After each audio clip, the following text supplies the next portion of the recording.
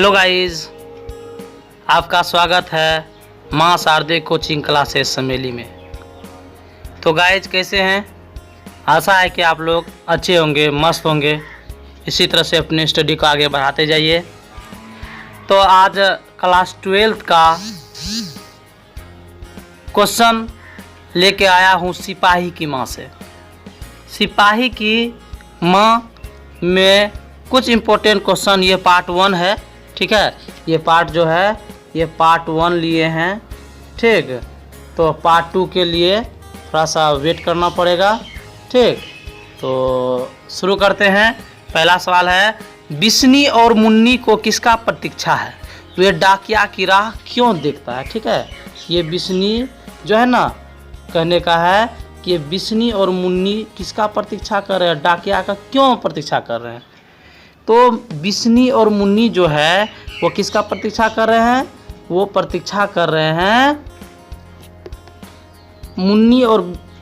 बिस्नी और मुन्नी को अपने घर के इकलौते बेटे जो है मानक की प्रतीक्षा कर रहे हैं।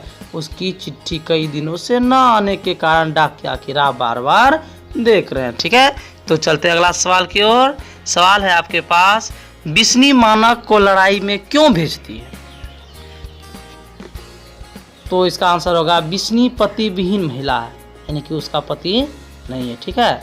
परिवार निम्न मध्यम वर्गीय निसाब गरीब है। सिंगनी पुत्री घर में है, उसके हाथ पीले करने, मतलब पीले मतलब शादी करना। जब वह कुछ कमा कर लाएगा तभी तो यह कार्य हो जाएगा।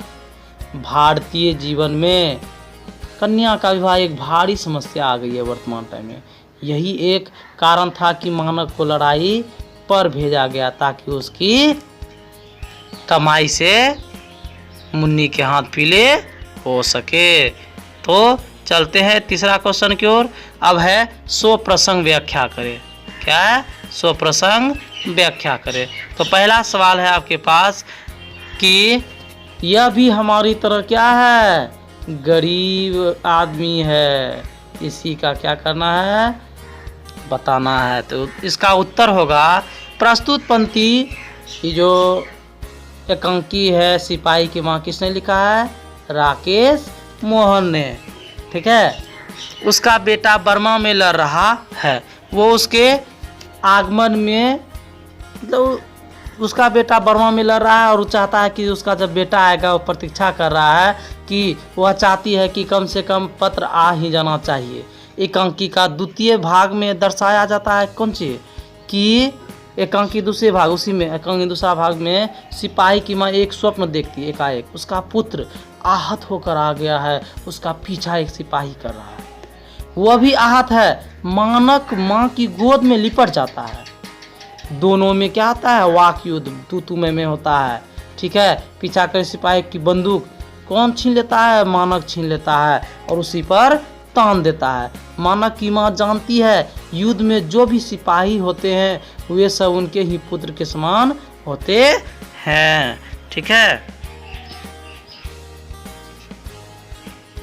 तो कहता है कि युद्ध में जो भी है उसके पुत्र के समान है। उसके घर में भी तो हो सकता है ना परिवार, क्या बाल बच्चा हो सकता है, शादी ब्याह हो, शायद उसके यहाँ बहन, जिस तरह इसके यहाँ बहन कुमारी है उसी तरह उसके यहाँ भी बिन ब्याही बहन भी हो सकती है। वह भी आकांक्षा को लेकर ही सेना में गया है ना, अतः वह उस सिपाही की स्थिति का अवलोकन अपने परिवार की हालत जैसा ही करते हैं, ठीक है। अरे हम मानते हैं कि वह भी हमारी तरह गरीब है। चलते हैं, अगला सवाल है, घर वर देखकर ही क्या करना है कुंती बहन, मानक आए तो कुछ हो भी, तुझे पता ही है आजकल लोगों के हाथ कितने भरे हुए हैं। मतलब ये बिस्नी जो है कुंती से वार्तालाप कर रहे हैं कि अरे जब तक वो नहीं आएंगे तो वही सुनो अब इसकी कहानी बारे में। प्रस्तुत पंक्ति मोहन राकेश कृत सिपाही की माँ से लिया गया है। बिस्नी कुंती से कहती है, बिस्नी जो है कुंती से कहती है, क्या कहती है? वर देखकर कोई लाभ नहीं है, क्योंकि हमारे पास रुपए तो है नहीं जो विवाह किया जाए। इसीलिए जब मानक आएगा तभी कुछ हो सकता है। वैसे भी आजकल शादी ब्याह में बहुत अधिक खर्च होते हैं। अर्थात बिस्नी स्पष्ट कहती है कि उसके पास रुपए पैसे बिल्कुल भी नहीं है। इसलिए जब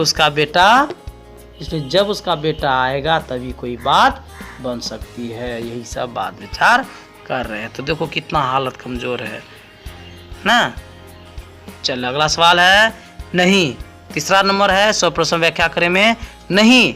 फौजी वहां लड़ने के लिए है, वे नहीं भाग सकते। जो फौजी छोड़कर भागता है उसे गोली मार दी जाती है। तो ये इसका व्याख्या करना है। कहता है कि प्रस्तुत पंक्ति, ठीक है, प्रस्तुत पंक्ति मोहन राकेश कृत एकांकी कौन सिपाही की मां से लिया गया है। दो लड़कियां बर्मा से भागकर आई थी, ठीक है, वे खाने को कुछ मांग रही थी। उनसे वहां के समाचार पूछे गए। उस समय यह पता लगा कि ये लड़की कहाँ भागकर आई है। मुन्नी पूछती है उससे, जिस मार्ग से तुम भागकर आई हो, दोनों से पूछती है, क्या उस मार्ग से फौजी भागकर नहीं आ सकते हैं। उस अवसर पर एक लड़की बताती है, यानी कि दो लड़की थी, उसमें से एक लड़की बताती है, क्या बताती है कि उनके लड़ने से कुछ लड़की बताती है, वह कहती है कि फौजी वहाँ लड़ने भेजे गए हैं, ठीक है, और वे वहाँ लड़ भी रहे हैं क्योंकि उनको लड़ने हेतु ही तो भेजा गया है ना, इसलिए उसको पैसा भी उसी से मिलता है, ठीक। इस कारण वे भाग नहीं सकते। अगर फौजी भागना चाहे तो उसे गोली मार देती, ठीक है। तो ये बात हो गया, ठीक है। चलते हैं अगला सवाल की ओर। अगला सवाल है 4 नंबर सवाल। भैया मेरे लिए जो करे लाएंगे वे तारों और बंदों की करे से अच्छे होंगे ना। मुन्नी के इस कथन को ध्यान में रखते हुए उसका परिचय अपने शब्दों में दीजिए। तो दे रहे हैं, आप लोग सुनते जाइए। कहता है मुन्नी सैनिक मानक की बहन है। मुन्नी किसकी बहन है? सैनिक मानक की बहन है और बिस्नी की पुत्री है। कौन? मुन्नी। कौन? मुन्नी। चूंकि विवाह योग हो चुकी है ये मुन्नी, वह पिता विहीन है, यानी उसको पिता नहीं है, और निम्न मध्यम वर्गीय परिवार, यानी बहुत गरीब परिवार है, कन्या है। उसकी आशाओं का केंद्र उसका भाई है जो इस समय कहाँ है? सेना में। यानी कि सीधा समझो ना एक बात में कि उसको बस एक ही है कि जब तक उसका भैया नहीं आएगा उसका शादी नहीं होगा। पूरी तरह से आशा उसी पर है, ठीक है। तो पूरी तरह से आशा उसको है कि भैया आएंगे तभी कुछ बात हो पाएगा। वहाँ बर्मा में युद्धरत है। मुन्नी ने अपने सहेलियों को कड़े पहनने देख लिया था, ठीक है। उसकी आकांक्षा है कि उसके बड़े भाई उसके लिए जो कड़े लाएंगे तारों और बंतों से भी सुंदर होंगे। उसके मन में भाई के प्रति गहरी प्रेम की भावना है, साथ ही उसके मन में भाई के प्रति अगाध विश्वास भी है। वही उसके आशा का भी केंद्र है। उसके सारे अरमान आशा विश्वास उसके मानक पर ही टिका हुआ है।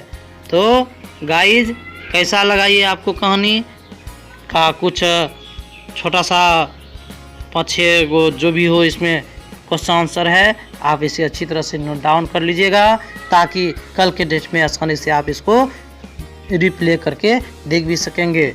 तो आशा करते हैं आप लोग अच्छे होंगे, घर में रहिए और नेक्स्ट वीडियो बहुत जल्द अपलोड कर लिए जाएंगे। तत्काल के लिए अध्ययन करते रहे। Take care, have a good day, bye bye, जय हिंद, जय भारत।